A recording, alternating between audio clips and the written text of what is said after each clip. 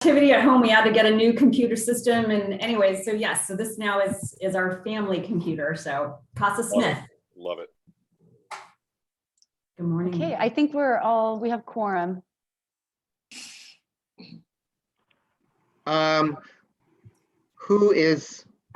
Do we have anyone missing who has Udoka? confirmed? Oh, no. Okay, thank you. Good morning, everyone. Good morning. My name is Ann Bossler, and I'm the chair of the Policy and Funding Committee for the Commission for Arts and Culture. Thank you so much for joining us this morning for our monthly committee meeting. We have particular protocol for the virtual meetings to ensure the highest possible level of transparency and access for the community. And I'd like to ask my colleagues on this committee, if you would, please keep your video on throughout the meeting so that we remain as accessible as possible to our audience. And I'll ask the same of the participating commission staff. Thank you for that. Now what we're going to do is do a quick call to confirm commissioner attendance. When I call your name, if you would, please unmute and say present. Commissioner Rebecca Smith. Present. Good morning. Commissioner Udoka Nwana. Commissioner Keith Upstead. Present. Good morning. Commissioner Tyler Hughes. Present. Good morning. And Commissioner Tracy DeZenzo. Present. Good morning. All right, thank you so much. Your attendance has been noted. Also joining us today is Commission for Arts and Culture staff. This includes our Executive Director, Jonathan Gluss, Chief of Civic Art Strategies, Christine Jones, Interim Senior Arts and Culture Funding Manager, Carla Centeno, as well as a representative from the City Attorney's Office. Before we get into today's meeting, Carla could please review the guidelines with us for the meeting. Thank you. So we're all pretty familiar now with Zoom, so I'll just kind of cover some of the basics. As you know, you are joining the Zoom webinar, which means that, that people from the public can attend as attendees. In effort to provide greater accessibility, members of the public may join the meeting as webinar attendees. And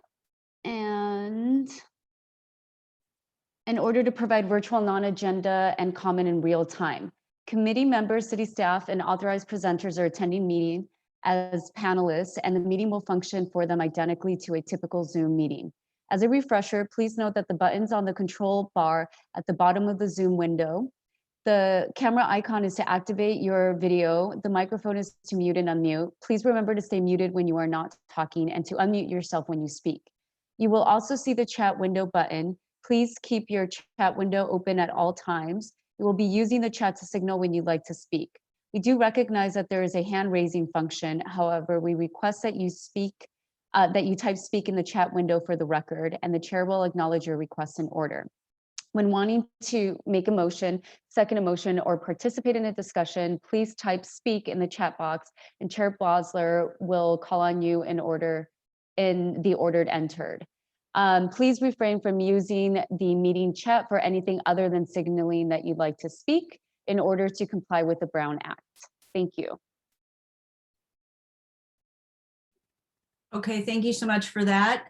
So now what we're going to do is we're going to move on to the non-agenda public comment. The public was invited to submit public comment on agenda and non-agenda items via a web form accessible through the agenda and the Commission's website. Members of the public may join this meeting as webinar attendees. If members of the public have submitted comments in writing via the web form, staff will read aloud the public comment submitted per city public comment protocol. Carla, if you would, please read aloud any non-agenda public comment or call attendees who would like to provide comment. Thank you, Chair Bossler. We did not receive any submitted public comment. However, to those members in the public who are attending, please click the button to raise your hand to indicate that you'd like to comment, and I will enable you to speak and send you a prompt to unmute yourself in order.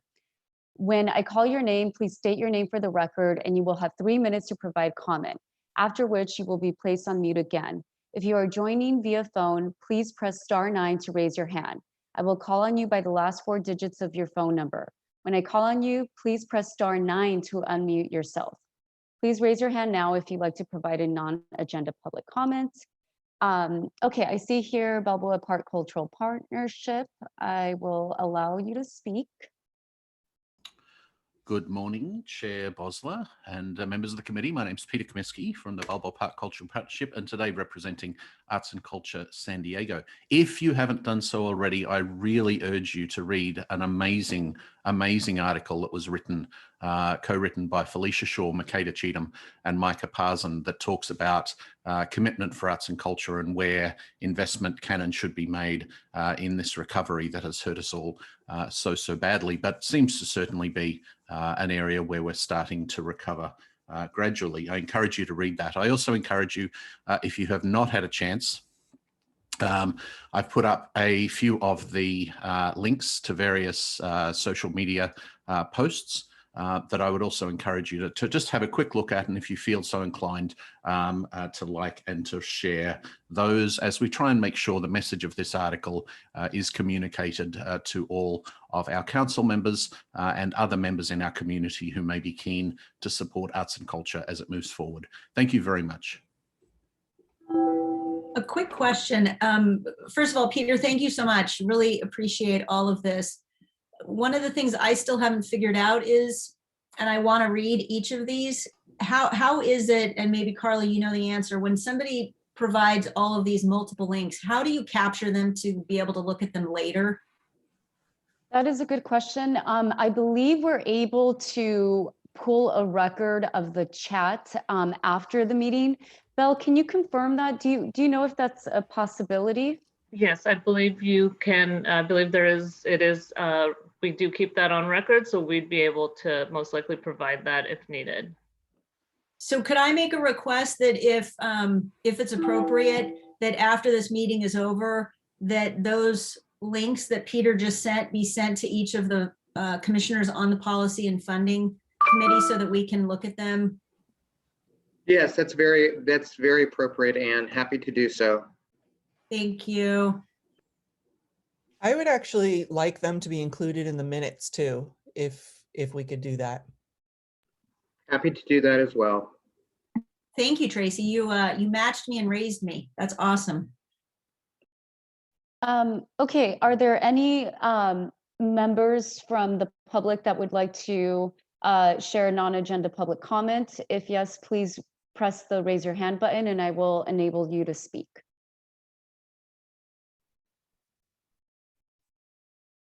Okay. Commissioner Smith, did you have something you wanted to say? Well, of course, as always, just wanted to say thank you to Peter for participating in our meetings. We will go back to days when we can actually see him in person and hear about all the great news that's happening from Balboa Park. So thank you, Peter. And then also, please, commissioners, do read the Voice of San Diego post. My favorite line in there was, we need to fund the city that we aspire to be. And as we think about us as a world design, capital someday, as we think about all the amazing stuff that we are starting to return to build again, that's where us as commissioners really need to just be carrying the charge. So thank you again, Peter. Good to have you here.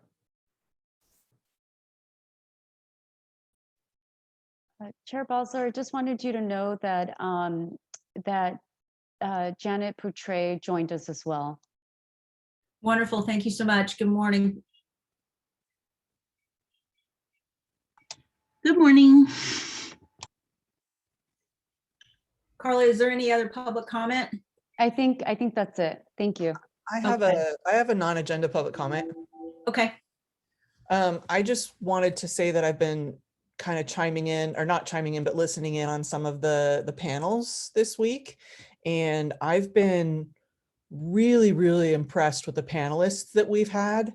They are insightful. They are asking the right questions. They are kind of doing a deep dive on some of these applicants. And I've been really impressed. A lot of them were, asking about diversity and how are they how are these organizations proving the diversity? You know, they can all claim to be diverse and promote diversity, but how are they actually proving that and showing that? And I was, like I said, I was really, really impressed by the panelists, and I just wanted to say that I think that they're going really great this year. But that's it. Thank you. Just for the record, since our attorney is not with us, we'll move that, Tracy, over to the Policy and Funding Committee report. You're commissioner, you're not public, so that space on the agenda was just for guests or audience to comment. So we'll record that, we'll move that and record it as part of the Policy and Funding Committee discussion. Oh, I apologize. I thought it was, since it wasn't on the agenda, it was still considered non-agenda. No, you guys own the whole agenda except that space. Okay. All right, good to know for next time. Thank you. Thanks. Nonetheless, Commissioner DeZenzo, wonderful comment, and had a chance myself to just pop in and say hello the first morning of panels, and look forward to having more of that discussion when we get to that part in the agenda. But thank you, very timely feedback, and thank you to everybody that's been participating. Okay, so now what we're going to do is we are going to approve the minutes from the last meeting. If somebody would please make a motion to, oh, wait a second. Today we will vote to table January minutes for next month. Do I have, could somebody explain why we're tabling the minutes from January? Yes, of course. Frankly, it's just staff obligations between panels and having a shortage in the funding team. And we want to make sure that the minutes are done well. So we just couldn't get it done appropriately. Okay, fair enough. Commissioner DeZenzo, did you want to make a motion? Motion to table. Okay, terrific. Do we have a second? Commissioner Opstead? I'll second the motion.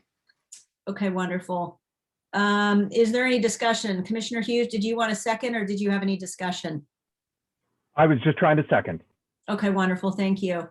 So is there any discussion with respect to this item? If not, we'll go ahead and vote. Okay, I will call your name, and if you would, please respond out loud with a yay, nay, or abstain. Remember that you do not need to have been present at the meeting to vote to table the minutes from the January meeting. Commissioner Rebecca Smith. Yay. Commissioner Nuana. Commissioner Opstead. Yay. Commissioner Hughes. Yay. Commissioner DeZenzo. Yay. And my vote is a yay. Thank you so much. The motion passes. So I'm assuming that that means that at the next Policy and Funding Committee meeting, we'll be approving the minutes from the January meeting and from this meeting. So we look forward to that. Thank you to staff for everything you're doing. I know there's a tremendous amount on your plate, and you're down a couple of staff. So thank you for everything that you're doing. Now we are going to move on to item number 4, which is the Horton Theaters, the Horton Plaza Theaters Foundation. Today we're going to have a presentation by Sandra Simmons. And as a reminder, Sandra provides yearly updates on the foundation. With that, Sandra, please feel free to start your presentation, and thank you for being here today. You're welcome. I appreciate being here. So I need to share my screen. Okay, cool.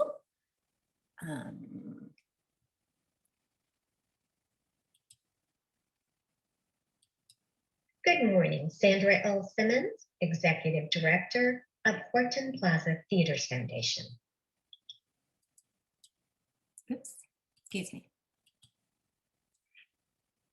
There are 2 enabling agreements: the master lease between Horton Plaza, now Stockdale, and the City Redevelopment Agency, now the successor agency, And concurrently, on the execution of the master lease, a sublease between the successor agency and the foundation was signed. All the terms and responsibilities of Sandra, the agreements. Yes? we don't see the PowerPoint. Oh, okay. Hold on for one moment. Thank you very much. Let's see, share screen. Thank you. I'll start over. Give me just a minute.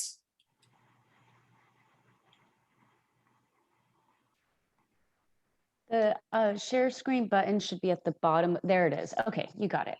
Thank you. Sorry about that. It's okay. All right. I did something different. I did a voiceover on my PowerPoint. So this is going to be interesting. Good morning, Sandra L. Simmons, Executive Director of Horton Plaza Theaters Foundation.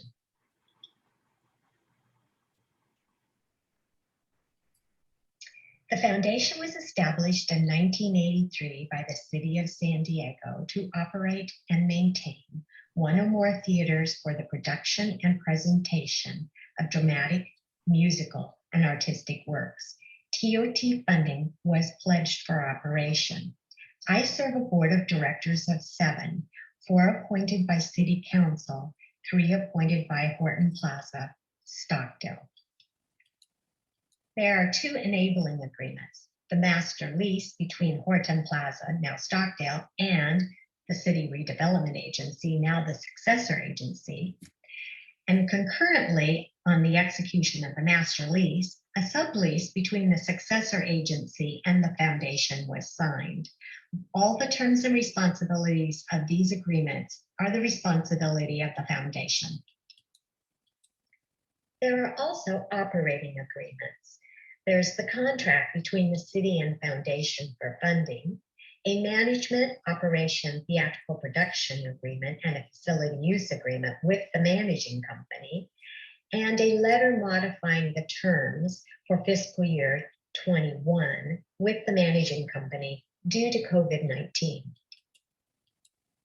Mission 1, to administer and provide general stewardship of the Lyceum Theater's infrastructure by maintaining, upgrading, and enhancing theatrical and non-theatrical systems in a manner that renders them safe, functional, and aesthetically pleasing.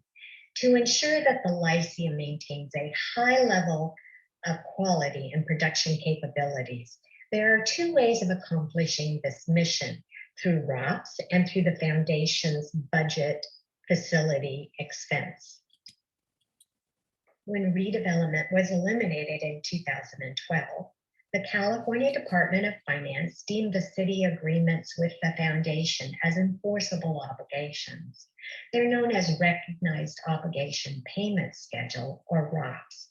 ROPS funding is available until 2035 and can be used for ordinary wear and tear and obsolescence, code, life, and safety. Funding is not available for operating expenses, rather for complete systems such as our 2017 public area renovation, $3.5 million, our upcoming theater area renovation, $7.5 million, and additional improvements of $1.75 million for sewer pump replacement, hot water and chill water systems, sound, visual equipment, furniture, a new fire alarm system. We just modernized the freight elevator and are about to replace the boiler heat exchange unit. You will not find ROPS expenditures on our financials as they are administered by Civic San Diego for the city. Expenses not covered by ROPS are found in our budget under facility expenses: insurance, property taxes, facility repairs and maintenance, such as inspections required by city, state, and the fire marshal, annual contracts to maintain our systems, and toilets break. This slide shows how our city funding was allocated for the last 4 years. The foundation received $435,000 since 2013 In fiscal year 2019 and 20, our funding was decreased to 420. The current year, our funding is 325,000. This slide shows city funding and expenses for fiscal years 2018, 2019, and 20. For fiscal year 2018, we received 435,000 and expensed 435,949. In fiscal years 2019 and 20, we received 420 and we expensed that amount. After our 2017 renovation, our expenses increased due to additional maintenance contracts required for warranties. The last line shows our actual expenses. The actual expenses are withdrawn from our foundation's reserve. In 2013, Westfield's agreement with the city on Horton Plaza Park gave the foundation $150,000. It's important not to delete these reserves as they are used to pay for expenses before the foundation receives city funding, which is normally October or November of each year. This year, fiscal year 2021, we had requested $440,000 to cover actual expenses. We received $325,000. We negotiated with the managing company to eliminate the $180,000 management fee. And as the managing company was considered closing the venue this year, the foundation allocated $120,000 for utilities. In 2018, we instituted a new facility charge, $1 on each ticket purchased. We had hoped to make $20,000. We have not received any facility fee due to the closure of the venue.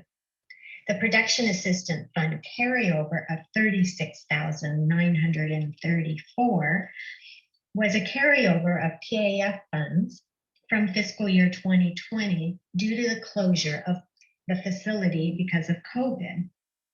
The foundation is exempt from Council Policy 100-03, which allows the foundation to carry over funds from one year to the next. This makes our total annual budget of nearly $382,000 this year. On the last column, you will see the expenses for the first 6 months. We have expended $158,655, which is 48% of our city funding this year. These funds came from our reserves. We use our reserves to fund our expenses until we receive the city funding each year, which is normally October or November. Mission 2. To fully operate the Lyceum theaters by attracting residents and visitors to the Lyceum and surrounding arts organizations and businesses to provide economic benefits to the city.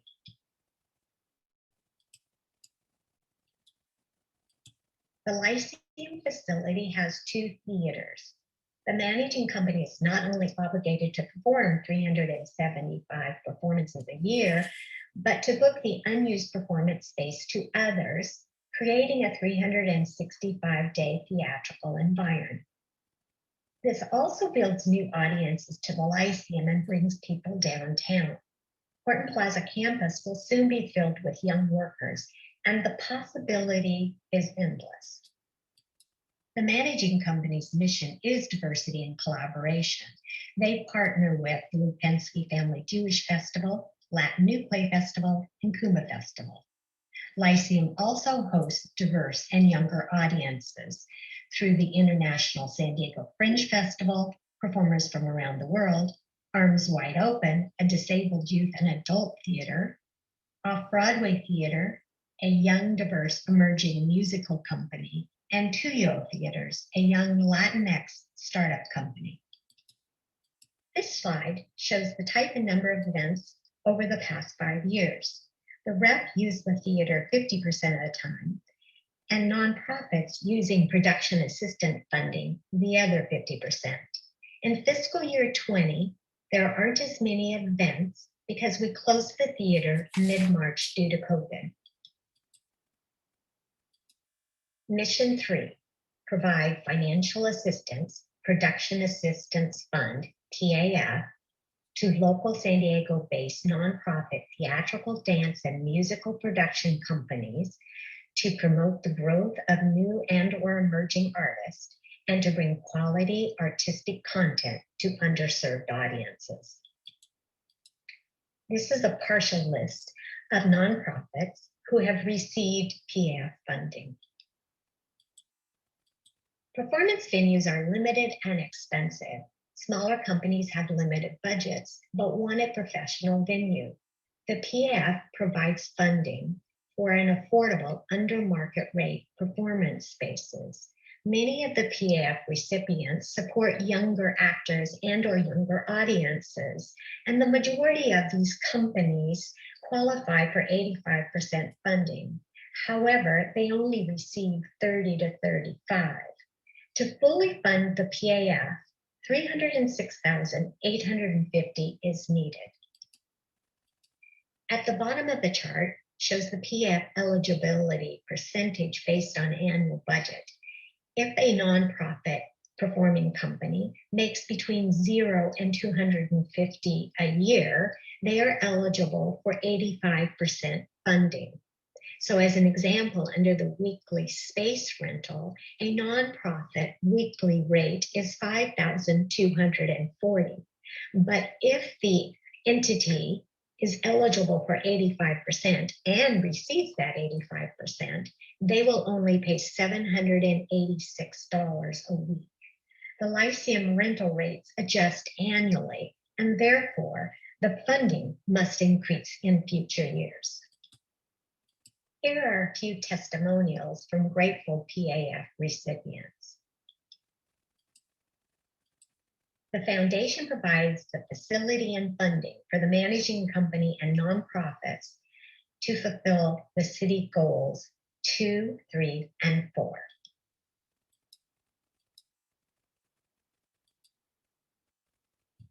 The Lyceum has given many young, diverse artists and crew a space to grow.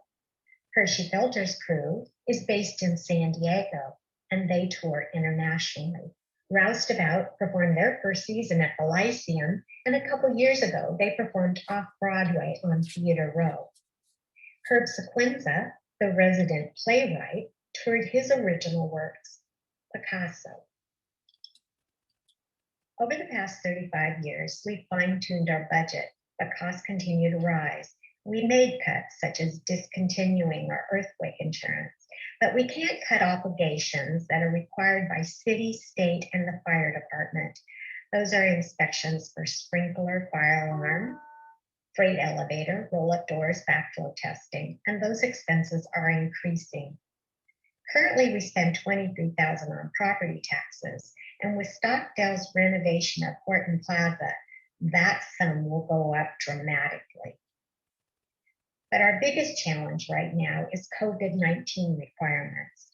The Actors Equity Association issued a bulletin on COVID-19 ventilation requirements, and this has increased our costs this year substantially.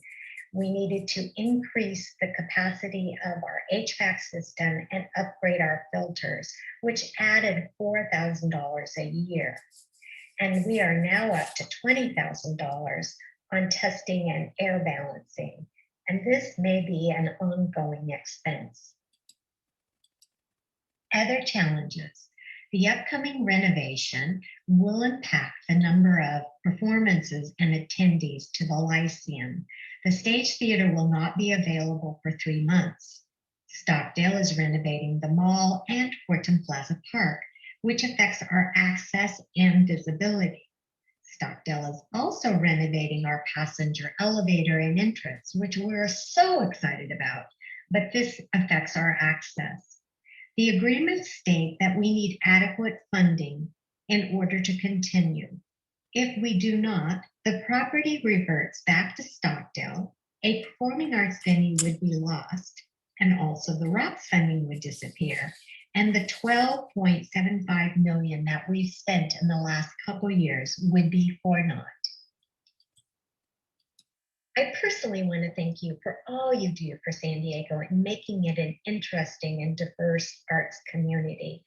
I would be happy after COVID-19 is over to provide you with a tour of the Lyceum. This concludes my presentation. Thank you so much for the presentation. I really appreciate that and all that you were doing during these times. I'd like to open the conversation up for other commissioners to ask whatever questions or share whatever thoughts they might have. Let's see, Commissioner Smith. Thank you. Sandra, also just wanted to say thank you for the presentation. And yes, definitely we are up for a tour someday. I know we actually had a chance to hold one of our meetings, I think, in your space once upon a time. So if you could you, just so all of the commissioners know, you mentioned what's happening with Horton Plaza, and there's so much going on, but if you could also just update us just, on what will be happening there. All the commissioners know I'm always talking about sort of the intersection between business and arts and culture. And I just want to make sure we all know what's happening downtown and especially at that property. Well, they're Stockdale. Is that my reverb? No. Stockdale is in the process of working on the Horton Plaza site to create the biotech, high-tech industries. I don't know a lot, frankly, because they're still working out the rest of the project, including incorporating our new entrance and our passenger elevator. But they're working on the plan currently. So I don't have a lot of information, but when they start on our side of the mall, they will also be doing an upgrade to Horton Plaza Park. With all the young people that will be hopefully occupying the campus, we just have this great opportunity to engage them into live theater and make them future patrons. And that's what I'm really excited about. Absolutely, Sandra. And that's exactly where I was going. I mean, the proximity then of having arts and culture right next to that business and tech hub is going to be a really cool opportunity. Thank you. Commissioner Hughes, I see that you had typed speak. Was that for this item or for the previous? No? Okay. So Sandra, a question I had for you is if you could speak a little bit to the PPP funding and what you all have been able to do with that, that would be helpful to know. Okay, we have not applied for any PPP funding because we were fully funded. I mean, I didn't want to take funds away from, other nonprofits or other entities that needed the money. So we didn't apply. There is a new PPP funding coming out for performing arts venues, and I am anticipating making application for that to help us offset the utilities. The $120,000 that we allocated for utilities this year was just, it was the cost that we had anticipated if the facility was closed. So really actually facility or utility expenses are closer to $250, $280 when we operate the theater at full capacity. Okay, so I just want to make sure I'm following that. So when you say that you were fully funded, therefore you didn't apply for PPP funding, to date, when there have been opportunities, you have not needed any additional funding support, is that right? Well, we are running on a really limited basis. And so what I understand, the PPP funding was for salaries, which my salary was funded, and for rent, which we don't pay rent. We paid $1 a year for 50 years. And one of the president of Civic Sandy or CCDC at that time handed Stockdale or Ernie Hahn a $50 bill. So our rent's paid through the end of the lease. So I just, to answer your question, I didn't apply for it because I didn't want to take it away from others. Okay, so that begs a few more questions, but let me jump to something else. If, Jonathan, it occurs to me that with respect arts district consultancy, I'm curious if it would have an impact. Could you speak to that a little bit? Sure, happy to. So we have contracted the cultural planning group to do an assessment of how an arts district could be stood up or created in that area that would be essentially anchored by our 3 downtown performing arts facilities, the Lyceum, the Balboa, and the Civic. Also recognizing that we have historic hotels there, and then at the epicenter of all of this is, to Commissioner Smith's point, a fully renovated tech hub that will also have a fully programmed Horton Plaza Park. And I'd like to augment what Sandra's early comments. Rebecca, the the plans that we've seen thus far from Stockdale do show a complete restructure, rebuilding around the Lyceum. It's quite exciting. They're talking about the possibility of creating, essentially the roof would become an outdoor amphitheater itself, with much more of an iconic identity through signage, et cetera, so that the Lyceum doesn't get lost in this large space, but instead it becomes really more of a, frankly, a focal point in that large public space. So the Lyceum has a great opportunity to have a much bigger identity as Stockdale unfolds. So the timing is actually rather good right now, in that by the end of the fiscal year, we should have this assessment on what an arts district could look like. The consultants, the cultural planning group will be speaking with all of the primary stakeholders, being Stockdale, the Downtown Partnership, certainly Horton Plaza Theater Foundation.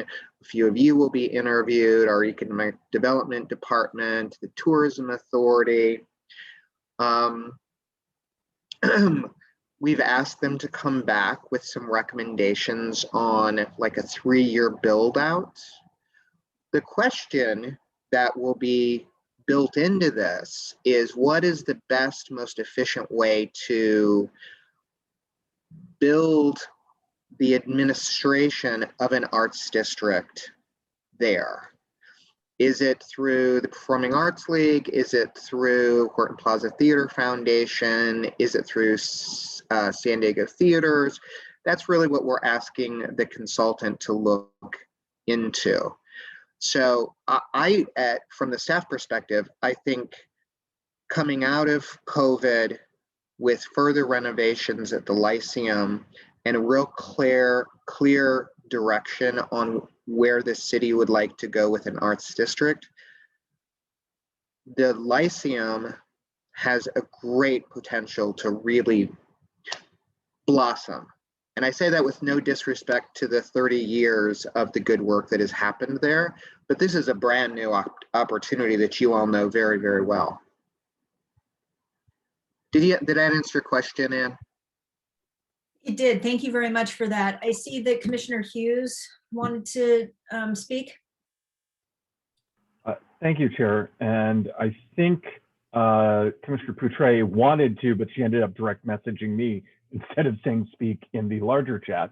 So if we could queue up Commissioner Poutre after me. Thank you very much for this presentation. I had a quick question about, with all of the coming renovation and the extra costs for the HVAC system, including testing and everything else, why can't that be folded into the renovation costs rather than being an extraordinary expense this year?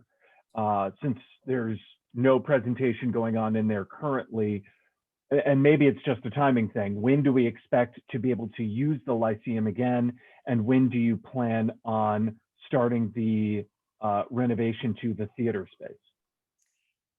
So our managing company is the San Diego Repertory Theater, and they've actually been using the space by filming plays in the space. But now that the Actors Equity Association has come out with this new directive, we needed to perform this work right now in order for them to film in May. So they actually are hoping to open in May. They're being very hopeful. So the reason the work was done now is because I have a May deadline.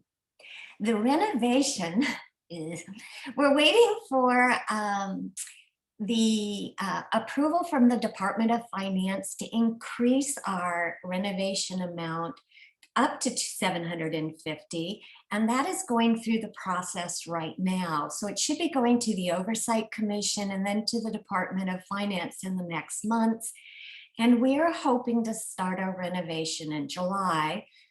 We already have our building permits. So we needed to do this work now so that the rep could use the theater with equity actors. On that point, then, and excuse me for being thick-headed on this, why isn't that the rep's problem, and why isn't the rep paying for it? It sounds like a tenant improvement to me, and that's their problem. Actually, our agreement currently, the responsibility falls on the foundation.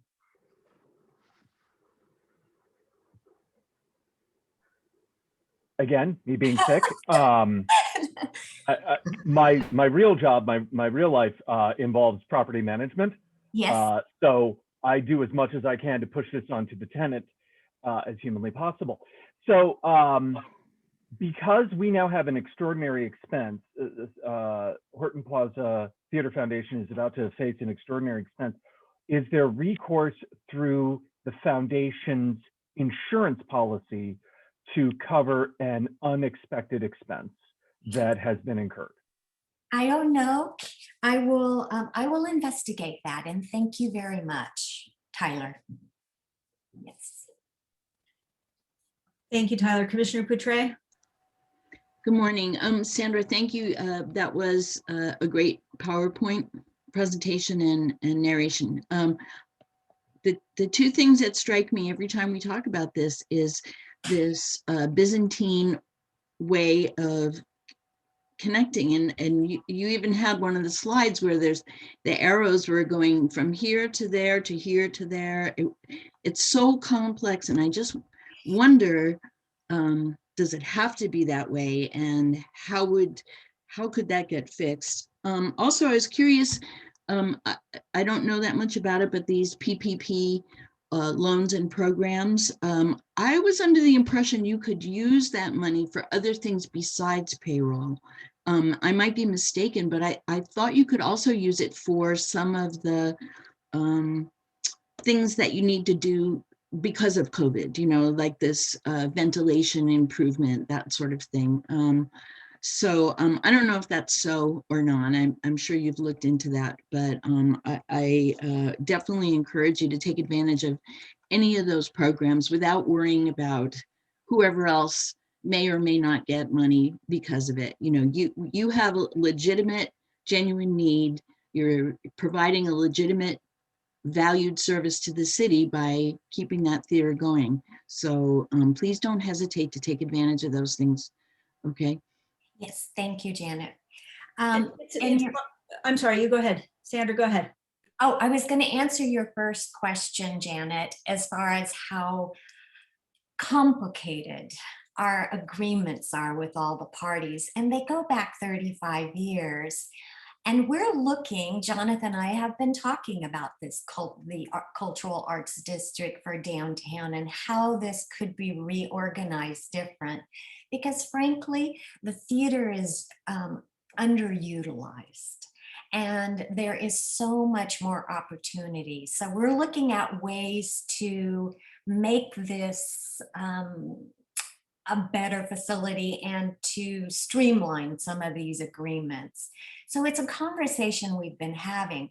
We did negotiate the original agreement back in 1986 or whatever. We did renegotiate the agreement with the rep that we're not paying them a management fee anymore. So that's the first step. And so we're looking at other alternatives to help the community.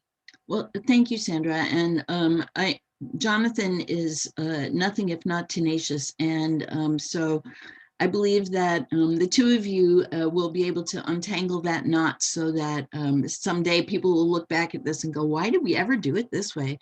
I think you're right. It is underutilized. It's one of those places that you mention to people, they're like, what? What's that? And that's a shame. So I'm glad this is coming at the same time as our potential cultural plan, Tyler, and downtown arts district, all those things. Yay for all of that. So hang in there, Sandra. Thanks. Thank you, Janet. So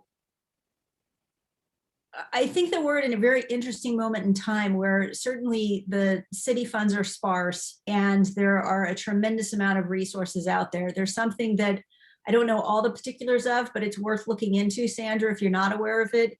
It's the shuttered venue programs.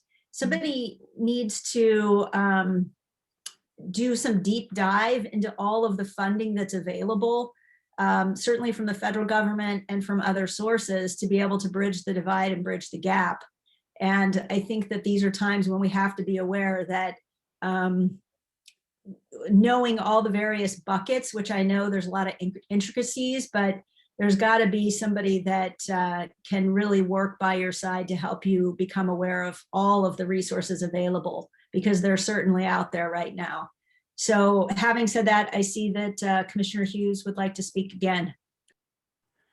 Sorry, this is a fascinating topic. Sandra, I wanted to make sure I understood something you had said in the presentation, that essentially the commission must fund you fully.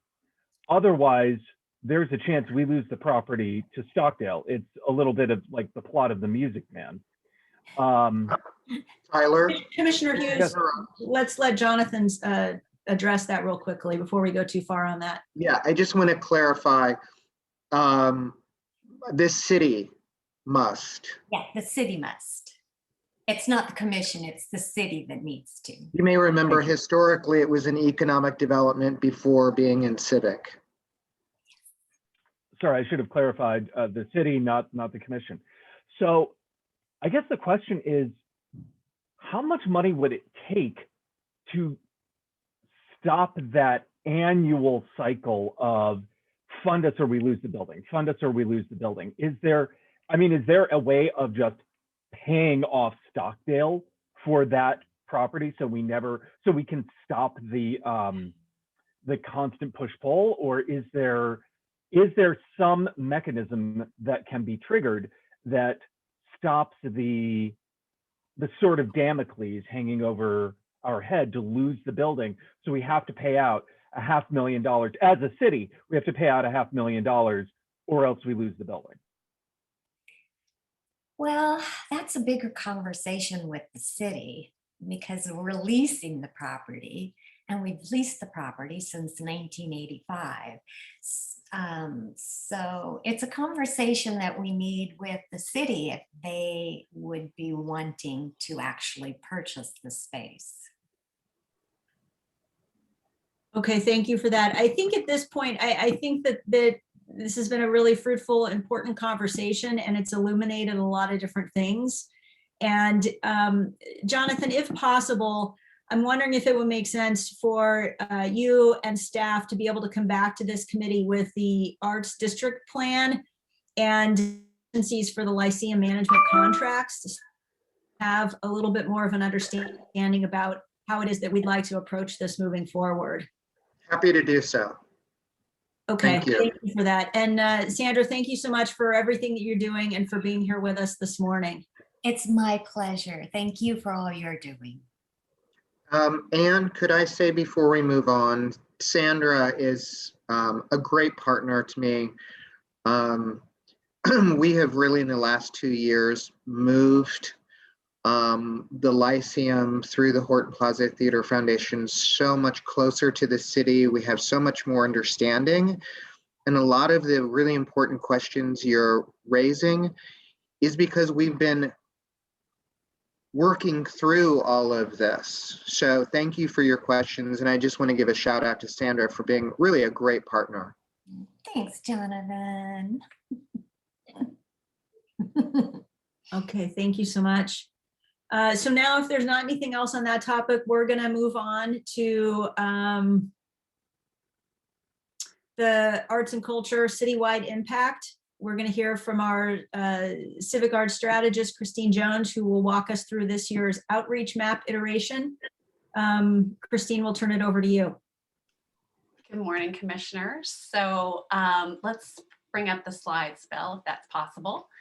So as Chair Bossler indicated, I'm going to brief you on the second iteration of the city's arts and culture impact map. So like last year, we worked with the city's IT department to create the map using kind of a GIS story platform. So, and the map really is to, so yeah, just leave it there, Bill. So basically, again, the map, as you might recall, is really to better understand arts and culture organizations, where they're impacting within the city as a whole, not just in the tourist focused areas of the city center perhaps, but all the residential neighborhoods in every council district. So let's go to the next slide. So as you all well know, the city helps sustain and support enhance the city's arts and culture ecosystem through funding of local nonprofits. So these city nonprofits, as you know, we support through 2 funding categories right now, 2 anchor categories. So the organizational support program, as well as Creative Community San Diego. And we all know through data that's been collected for year after year that these organizations really are a financial multiplier in the city, driving jobs, driving tourism. So this map, as you might recall, is really to start focusing and learning more about the community or citywide impact and the meaningful impact these organizations are having. So let's go on to the next slide. So with regards to, mapping the reach is kind of what we're kind of referring this to. So again, this is really a storytelling, a really data-driven story. And what we're really trying to understand better are the programs and activities that are happening throughout the city. It helps us to identify potential gaps, concentration areas, and just learn about the ecosystem overall.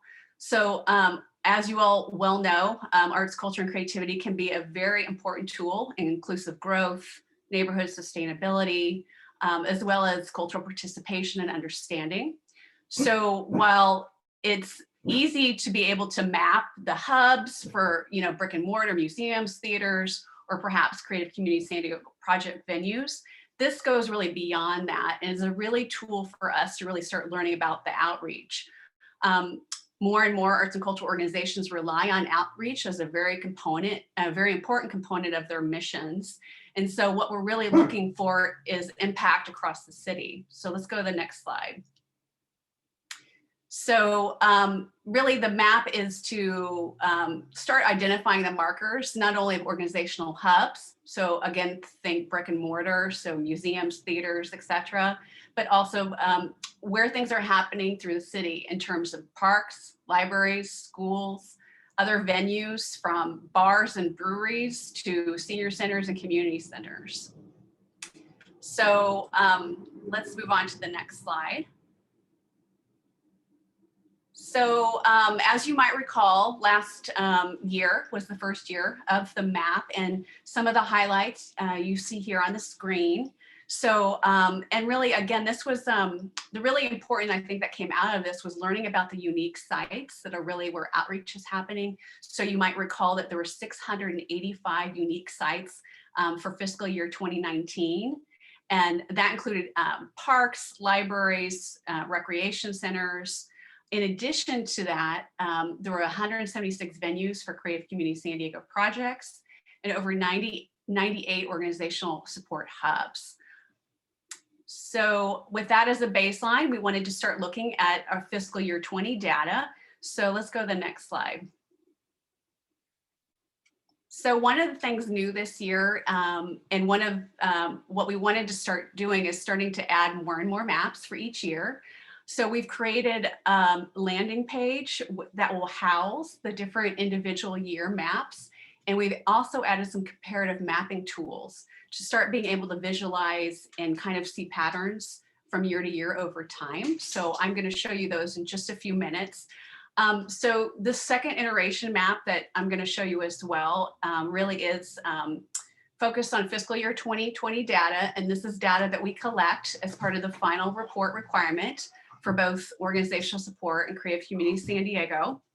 And one thing I think that's important to note is that this does have some visualization, and you can start seeing the impact of COVID, particularly in the fourth quarter, or at least the last 4 months of fiscal year 20. All right, so I am going to go ahead and share my screen now, and I'm going to quickly, briefly walk you through the map itself.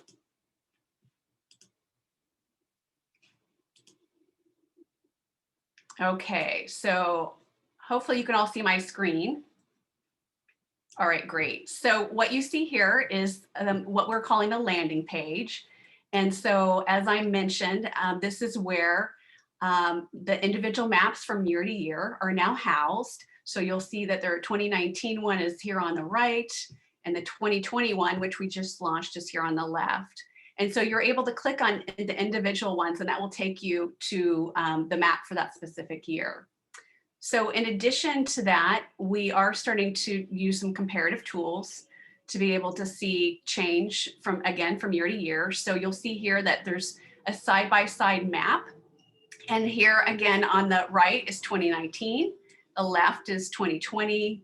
And you can start kind of cruising around the map and able to click on the different markers to bring information up. So if I was to, let's see, zoom in here, for example, you can start to see, for example, this one's really easy to be able to visualize. So if you see over here, there's really nothing happening in 2019 right over here in terms of arts activity. If you look over here, there is something that happens. So let's take a look and see what that is. So if we bring that up, it is a school. And so you can see here that in 2020 at Hage Elementary School, there were performances that happened at the school, and the services were provided by the city-funded organization Write Out Loud. And almost 700 students participated at that school in outreach activities. So you can toggle through this and learn a lot of information from year to year. And in addition to that, we have some narrative explanation about some of the things that we saw between the years. So that's there as well. And as I mentioned, you do start to visualize some impact of COVID in the last probably fourth quarter.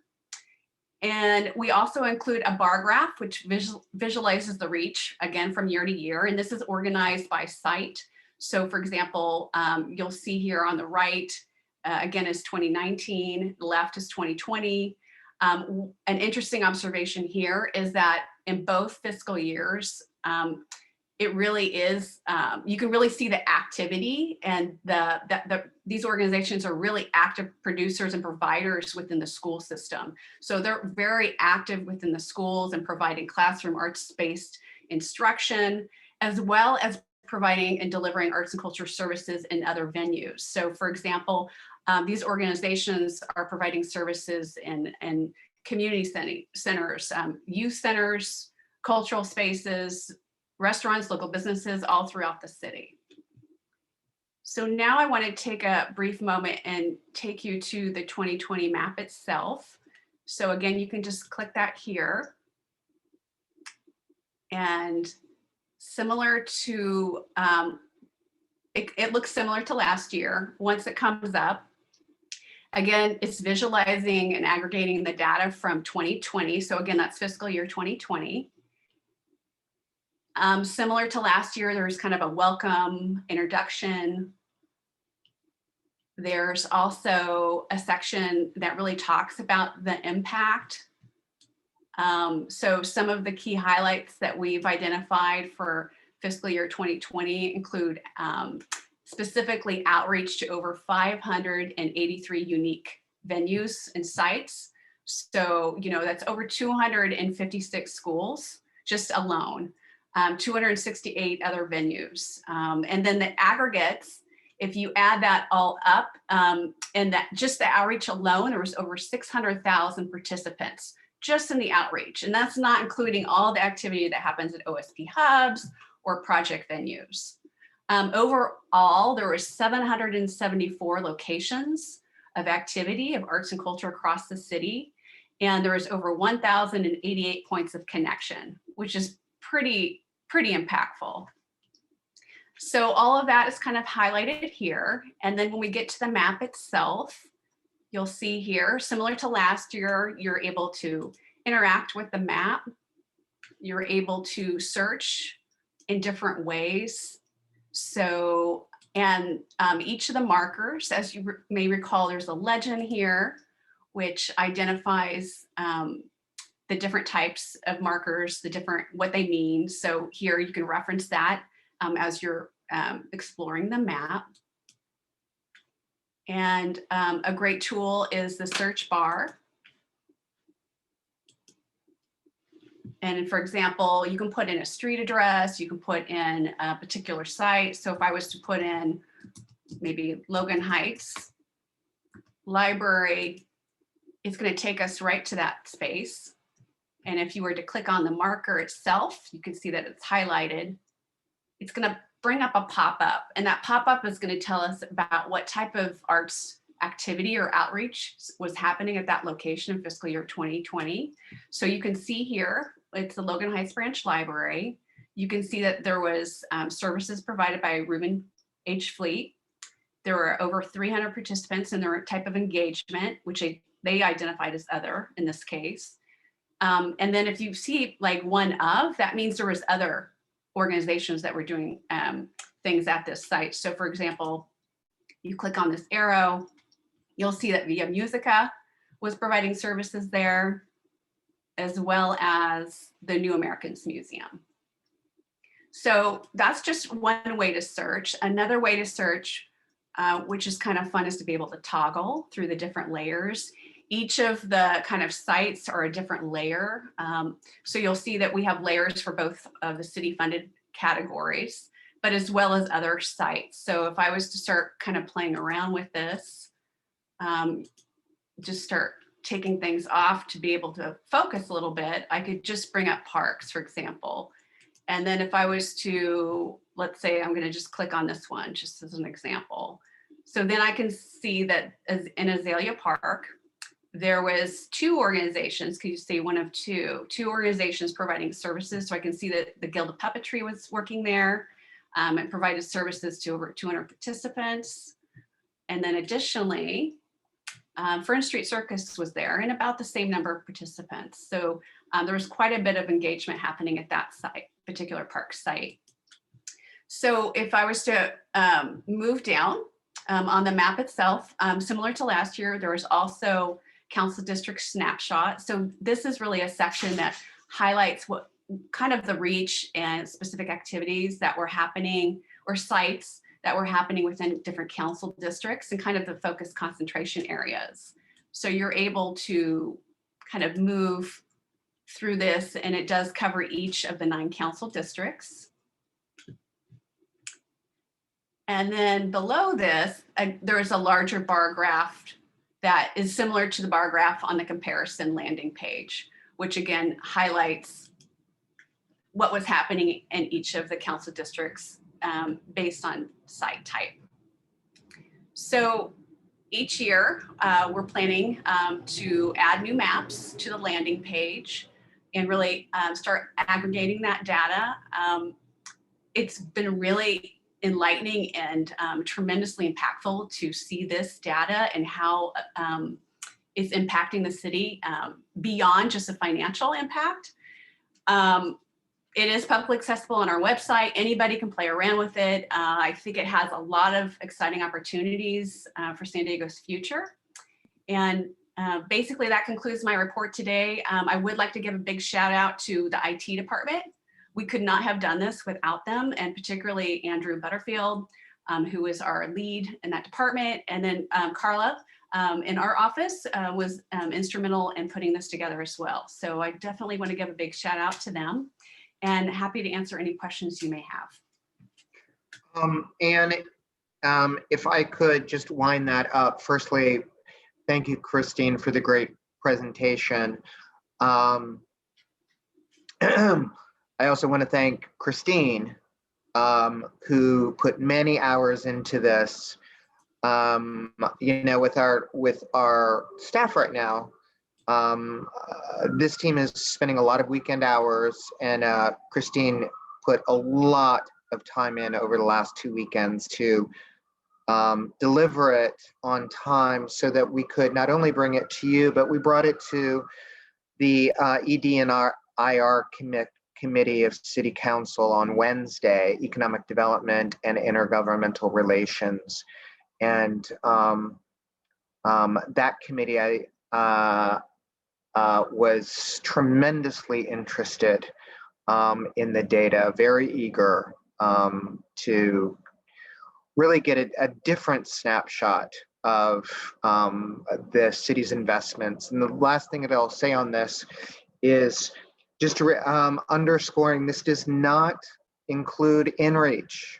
So all of the work that happens on buses from the far north side of the county down into Tijuana and East County that goes into our anchor institutions, this does not reflect that. It's just what we're doing going out into the neighborhoods. It's remarkable. Thank you so much. What a great way to be able to capture what's going on. So let's see, Commissioner Opstad. Yeah, just to mimic what Jonathan said, Christine, amazing work to the staff, the collaboration with IT. This, I remember the first time I saw this, and the fact that we're able to see each year, and as you pointed out, okay, a new dot you presented itself this year. San Diego is the 8th largest city in the US, and you kind of forget how big it is. But the fact that it is lit up for all 9 of the districts, I just want to commend everybody for the incredible work. This is such a great visual, great tool, seeing how the impact of the arts and culture, all of our partners and everything throughout the entire city. So I just thank you so much. I love this. I geek out when I get to this, and I'm one of those people who's like played around with it and tried the different filters and everything. Absolutely love it. So thank you for all your hard work. Okay, Commissioner DeZenzo. Again, reiterate that this is an amazing tool, and most people are visual. So, I mean, being able to actually see this and, instead of going in and saying, yeah, we know that, X number of places are doing art and culture and it's reaching this many people, they're going to gloss over. So having this kind of visual for people is really, really powerful. But I do have a question. So outside of the actual impact area, how is like the blue and the red area determined for the impact of that one particular organization? Is there a specific distance that we're classifying and going, okay, everybody who does this particular thing, it's going to be reaching this many people at this distance? So how are the peripheries being assessed, and where are we getting that data from? Did that make sense? Are you, Tracy, or Christine, you can answer. Are you referring to the heat? Yeah. Okay. Yeah. Christine, do you want to answer that? How is that heat map being figured? How is it, expanding out? Is there a specific distance formula that we're using that says that for every, point of light that we have, it impacts this many people or this distance? Yeah. I can answer that. And Christine, if I miss it, please feel free. The That's kind of integrated into the software, so the map itself. And so it's a setting, and when you select that setting, what it does is if there is a high concentration of activity happening in a spot, then that is reflected via a color. So the color, I think the strongest would be a kind of whitish color. And then as it zooms out, it becomes blue. So basically more concentration means a specific color. And then as you zoom out, less concentration, the color changes. So I think on the map, there is, I think there is a color hierarchy, if I'm not mistaken, within the map that indicates, you know, more activity or less activity. Christine, did I cover that correctly, or is there more? Yeah, there is on the map, when you look at the legend, that identifies kind of the different parameters for what the heat is. So, and the data itself is fiscal year 2020 data from the organizations it was submitted as part of their final report. So I'm just going to see if I can maybe bring something out as a reference. So is there a distance that is in the algorithm that is in the system that says that for every, you know, point of light we have, it goes, the impact is 10 miles or 15 miles? Is there a set algorithm for that? Or is that a reported thing from the organizations who say, we reached these people and they live this far away from our impact zone? Yeah, so that's in the GIS system itself. That's not something that, you know, specifically reported by the organization, right? It's a heat map indicator that's very typical in GIS story maps. So again, in the legend itself, it identifies kind of it really just identifies high concentration of the you know, sites is what it's really trying to aggregate there, right? So the more sites in a specific area, the wider it's going to be, and then the less sites it's going to get blue, if that makes sense. Okay. Tracy, I want to make sure you understand that it's not about the individuals that are reached, it's about the points of activity. Gotcha. Okay. I was thinking it was kind of a way of showing the reach and the impact that each organization had. Okay. No, what we're really trying to show is, because traditionally we've mapped where the home sites are for these organizations we fund. So if you take, for example, one easy one is the Old Globe. So traditionally we've looked at the Old Globe as being in Balboa Park. But the truth is, the Old Globe has, I'm not going to get the number right, but I think it's 36 outreach sites. Christine, I'm looking at you because you know this stuff infinitely. They actually have program activities in a number of our libraries throughout the city. They have, well, that's mostly what they're going to do. The Fleet Science Center has outreach activities at schools, at libraries, at breweries. So we can actually identify the points of activity that these organizations we fund are producing throughout the city. Okay. I also think it would be of value to know what parts of the community these people are reaching as far as demographics and stuff goes. But I mean, I understand what you're saying now at the map. I was kind of looking at it as something different than what it was. Mm-hmm. So I appreciate that explanation. But I do think it would be really valuable to know what the demographics are that these people are reaching and how far their reach goes. And I don't know if there's a way to actually do that someday, but that would be kind of neat to see. Yeah, we would very much like to do that. We need to build that information into our end of year reports for the grantees. So it'll take us another year and honestly another 2 to authentically gather the information, but we're right there with you. Really important data. That's terrific. Commissioner Hughes. Just to echo my colleagues, this is happy fun times to see this. I adore this map. and really appreciate, Christine, your leadership on this, Carla, all of your hard work, and the entire staff and everybody at IT for putting this together. It is just a fantastic vehicle for communicating data, especially when we're going out to speak with our elected officials. I did have one question. Is there any desire in the future to add in the in-reach numbers? I know it will skew District 3 significantly, but from an aggregate standpoint, it's wonderful to see all the outreach numbers, and it just shows you how deep the impact is.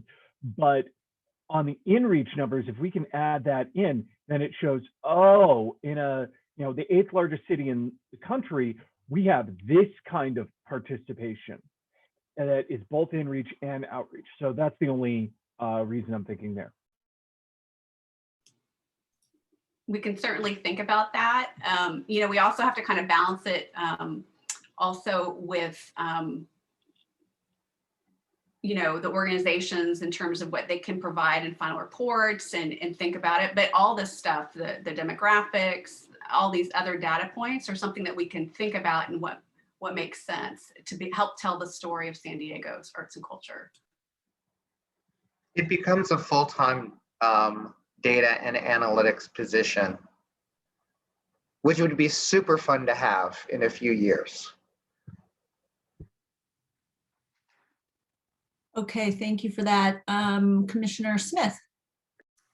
So with a nod to Commissioner Hughes, I wonder if there's a call to action here with this really, really cool resource. In our last meeting, I put out the challenge that we should all contact our staffers at our city council offices, right? And I'm in a really good place because the 2 staffers at D6, Jenna and Luis, are Point Loma Nazarene University alums. So that's really cool. But maybe this is something that you use when you call out to the staffers and just say, hey, do you know about this? This is awesome. But just wanted to hear maybe from staff, are there some other calls to action that we could do to make sure that this map is really, really used?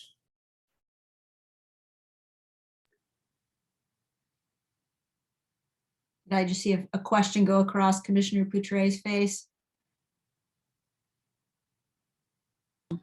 It was like a little sign that said speak. Am I that transparent? I would not be a good poker player. No, I am not good at that. You're right. Cribbage is my game. But I was thinking though, why should this not be in the Union Tribune, which I read every day? Can we get a reporter to kind of cover the release of this? Is that our IO person? Well, we're working with communications department right now, specifically our PIO, just in terms of those types of releases. Yeah, this should be like on the news and stuff, I think, really, especially because it's coming up to the time where we're all going to be talking about, hey, what are we going to do with whatever money the city has? So, to build value in people's eyes in arts and culture is important so that they're thinking about value, not, a scary big number, as civilians will. Thank you. I wonder, do any of us have a contact in the media anywhere? Yes, we do.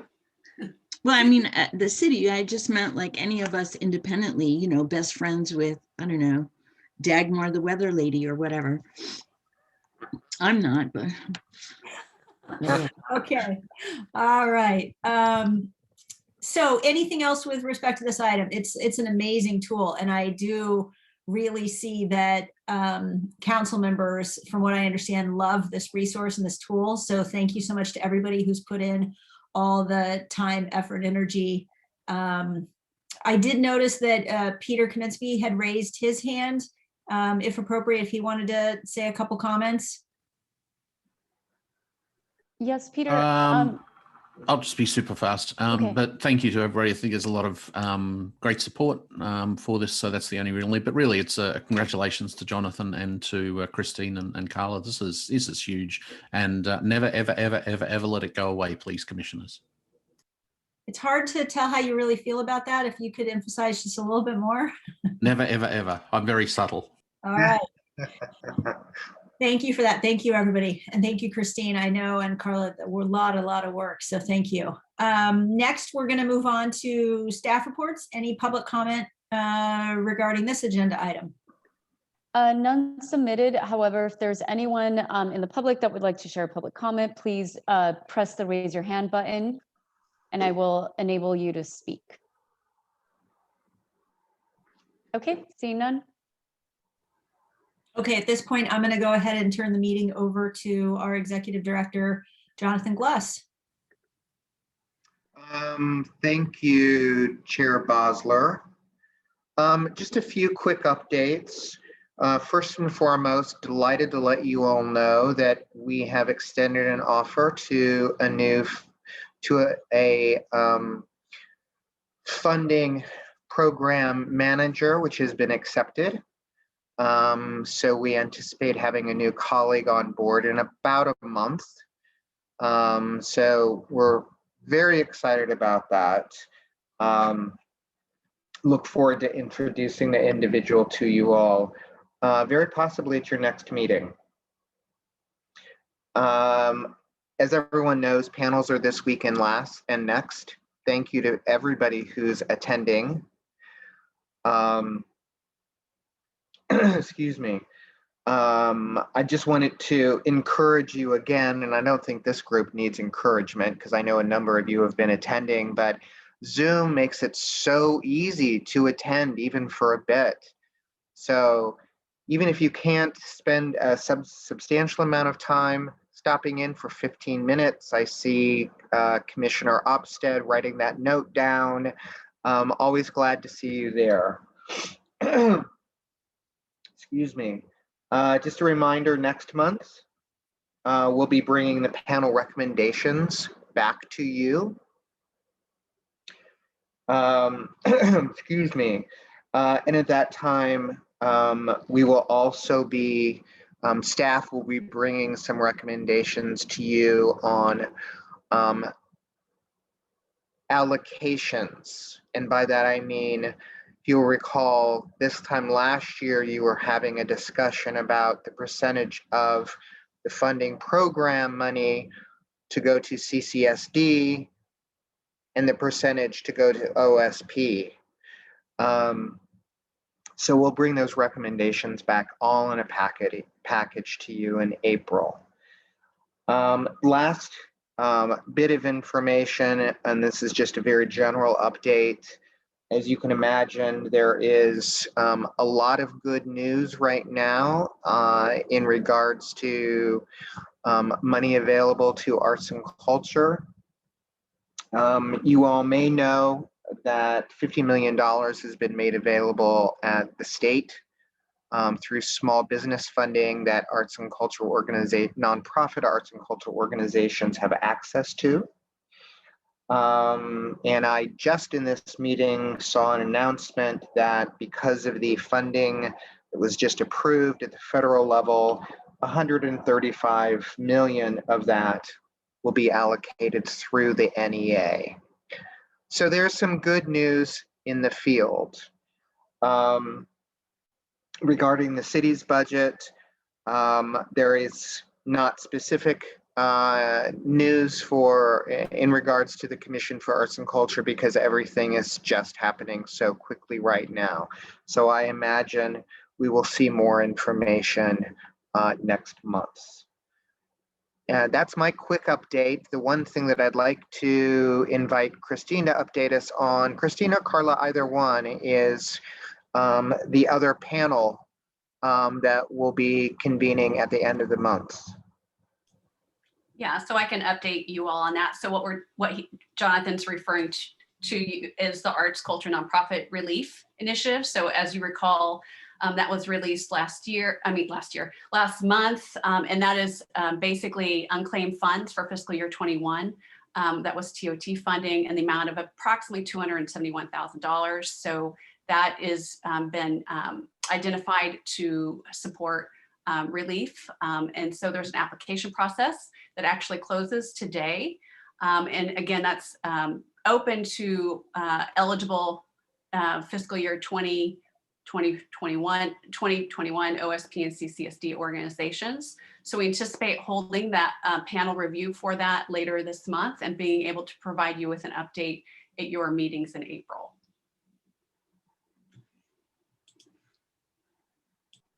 Okay, terrific. And Commissioner Hughes, did I see that you had a question or a thought? I was just hoping, because I can't seem to find it, if the links for the next OSP panels can be sent out just so we can pop in and say hello. Yeah, I'll make sure to resend those. Thank you very much, Carla. Okay, terrific. Thank you so much, everyone. Any business for future agendas?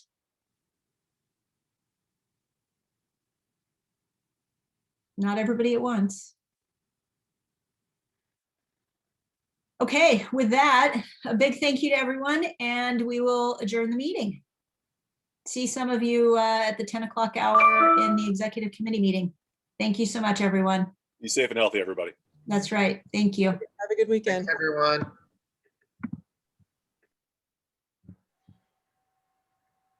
Okay, who's sticking around? Jana, I had a quick question for you. I was hoping it wasn't really in relation to, do you do the Amazon